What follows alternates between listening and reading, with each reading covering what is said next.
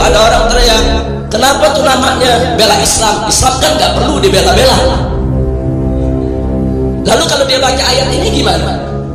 Kunu ansarullah, jadilah kamu pembela Allah. Kenapa dia nggak katakan Allah kan nggak perlu dibela-bela? Dia nggak debat Allah, dia nggak protes Allah. Yang suruh kita jadi pembela Allah ya Allah. Jadi kalau ada ngomong begitu lagi, dia nggak ngerti tafsir, dia nggak ngerti maksud kalimat, saudara. Kesian, ilmu nggak ada tapi sok pintar. Ini kesian saudara. Kalau orang Betawi bilang udah bego, teka lagi. Kalau memang Allah itu sempurna, kalau memang Islam itu tidak ada kekurangan, kenapa hari ini ada ormas yang mengatakan membela Islam?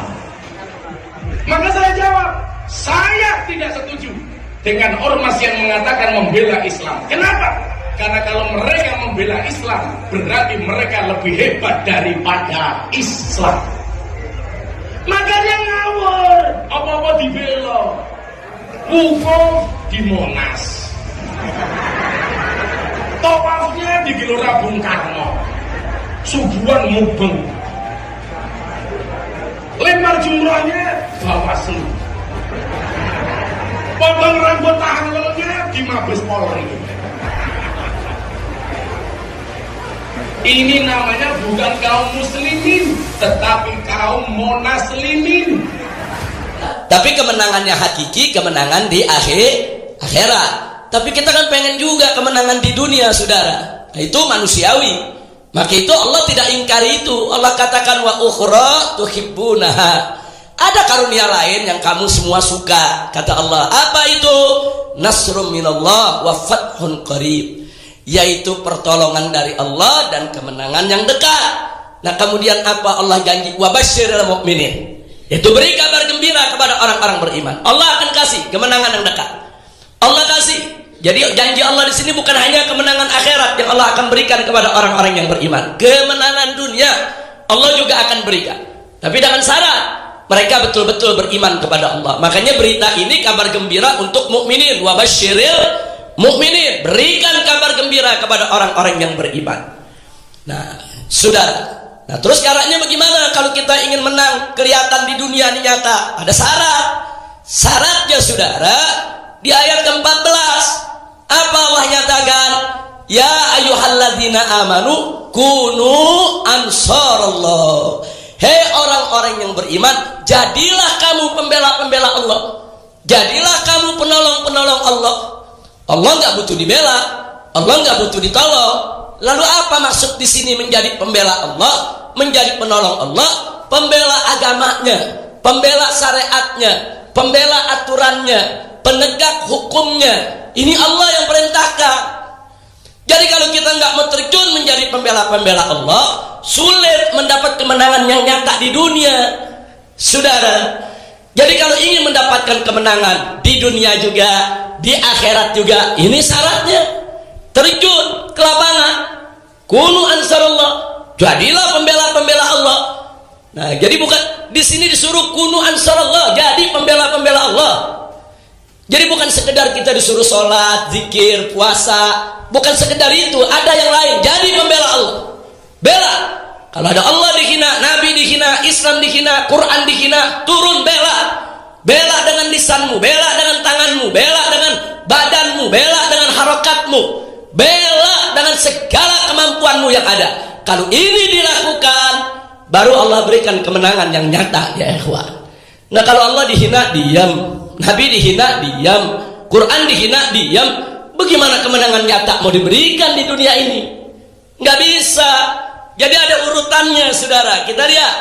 Nah, ini termasuk perniagaan yang tidak pernah merugi. Nggak ada ini perniagaan merugi, saudara. Nggak. Ini perniagaan selalu memberikan keuntungan, menyelamatkan kita dari siksa yang pedih, mengetuk pintu rahmat dan ridha Allah, serta bisa mengantarkan masuk ke dalam surga. Nah, baik. Nah, kemudian yang berikutnya kita lihat lagi, saudara, janji Allah dalam surat Muhammad ayat 7, yaitu di surat yang lain Allah menyatakan faqala ta'ala ya ayyuhalladzina amanu in tansurullah yansurkum wa yutsabbit aqdamakum. Hei orang-orang orang yang beriman, in tansurullah, jika kamu sungguh-sungguh membela Allah, menolong Allah, yansurkum, niscaya Allah pasti menangkan kamu sekalian. Ini janji Allah. Allah nggak bohong, Allah nggak dusta. Mustahil Allah berdusta ya ikhwan. Allah maha benar. Shadaqallahul azim. Innallaha la yukhliful mi'ad. Dan sesungguhnya Allah tidak pernah dan tidak akan pernah mengingkari janjinya. Allah bakal menangkan kamu sekalian. Wa yuthabbit aqdamakum, dan Allah akan teguhkan langkah-langkahmu sekalian. Langkah perjuanganmu akan diteguhkan oleh Allah. Jadi nggak usah takut di medan juang, nggak usah takut di medan tempur. Apapun resikonya, janji Allah bersama kita. Apapun resikonya, pertolongan Allah bersama kita. Nah, saudara, ini diantara ayat-ayat Al-Quran yang kita jadikan sebagai dasar pemberi motivasi untuk melakukan aksi bela Islam. Kenapa kita lakukan aksi bela Islam? Karena ada janji dari Allah, nasrun minallah wa fathun qarib. Ada pertolongan Allah dan ada kemenangan yang dekat. Dan ini berita gembira dari Allah. Kemudian ada perintah dari Allah, kunu ansarullah, jadilah kamu sekalian sebagai pembela-pembela Allah.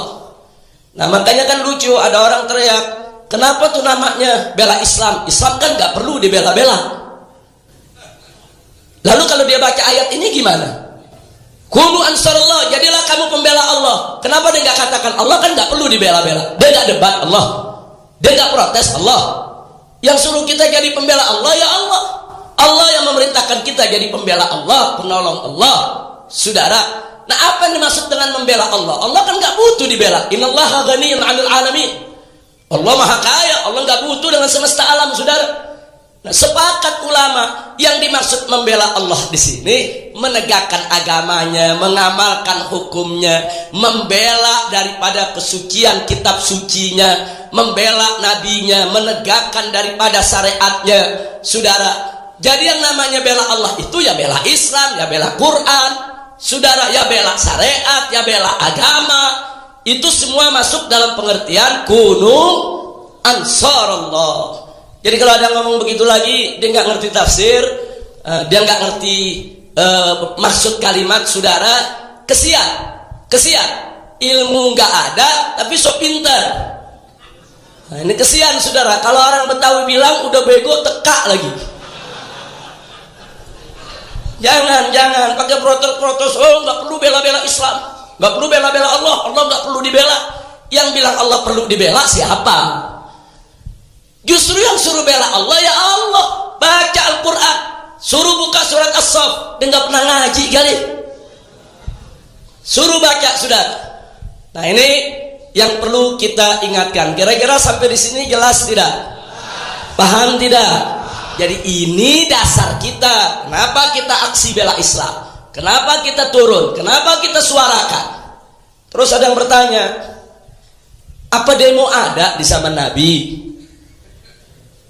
Saudara, kata demo emang zaman Nabi nggak ada. Saudara, nggak ada. Kantor polisi juga belum ada. Apalagi minta-minta pakai pemberitahuan, nggak ada. Tapi kalau kita lihat harokat gerakan yang ada di zaman Nabi, yuk kita lihat. Waktu di kota Mekah, saudara, seorang Abdullah ibn Mas'ud radhiyallahu taala anhu berani tampil sendirian untuk unjuk rasa. Jadi para sahabat duduk nih berunding. Apa kata mereka? Nabi ini sering nyindir kita. Kok kita kalau ngaji ngumpet-ngumpet terus di sini? Kan di Darul Arqam, saudara. Ini mestinya kan Al-Quran ini disuarakan biar orang-orang kafir di luar tuh dengar. Nabi pengen nih di antara kita ada yang keluar memperdengarkan Al-Quran. Ini sahabat berunding nih, saudara. Tapi ini bukan rapat makar ya. Bukan, ini rapat mau unjuk rasa tentang Al-Quran. Jadi kata sahabat, siapa nih yang berani? Oh, zaman itu nggak sembarangan, saudara. Resikonya bukan hanya dibully, saudara, digulung, dilibas orang-orang kafir, saudara. Subhanallah, Abdullah ibn Mas'ud yang angkat tangan. Kata Abdullah ibn Mas'ud, aku yang akan keluar. Aku akan baca ayat Al-Quran depan mereka semua, pimpinan-pimpinan kufar Quraisy. Sahabat-sahabat bilang jangan. Kenapa sahabat bilang jangan? Abdullah bin Mas'ud badannya kecil, kurus lagi sudah. Udah kecil, pendek, kurus, memang lemah kelihatannya. Saudara, sampai-sampai digambarkan dalam sejarah boro-boro buat perang, saudara. Kalau bawa pedang, keberangan pedangnya dari badannya. Betul, ini Abdullah bin Mas'ud ini sahabat Nabi yang luar biasa, saudara. Imannya, takwanya.